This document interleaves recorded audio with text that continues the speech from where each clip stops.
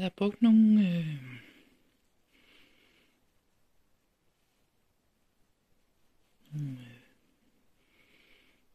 fedtfarver er det jo ikke, det er vandfarver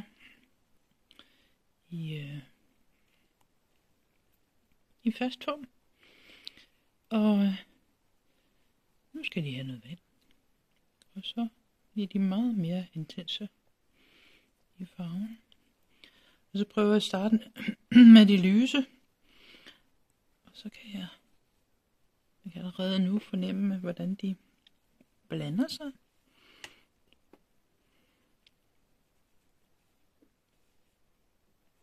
De bliver fine.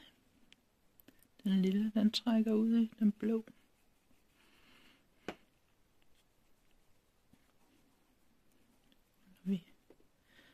Når jeg er færdig med den blå her, så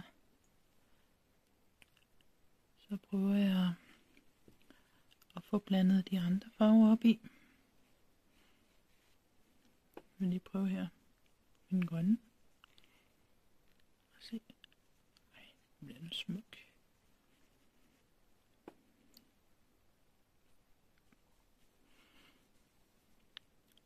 Se lige den der. Den er så mega fed. Så kan jeg trække den herover, hvis jeg vil. Og så her en lille her. Så har jeg den her mellemfarve. Den er så intens i farven, den her. Det er helt åndssvagt. Se de her spændende ting, den gør, når vandet det bryder eller bliver blandet sammen.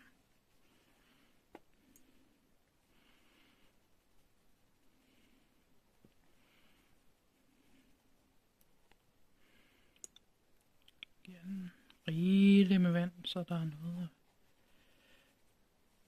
der kan flyde sammen.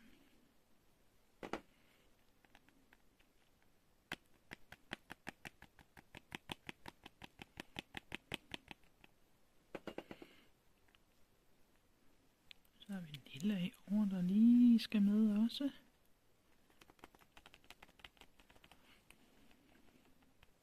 Se her.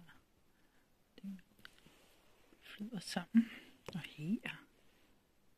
Det er sådan nogle fede ting, der sker. Lige pludselig.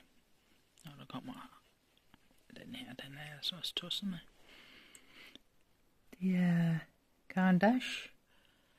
Nogle af farverne, og så Stabilo, nogle andre farver, som jeg har brugt, som jeg har haft liggende i 100 år og en madpakke.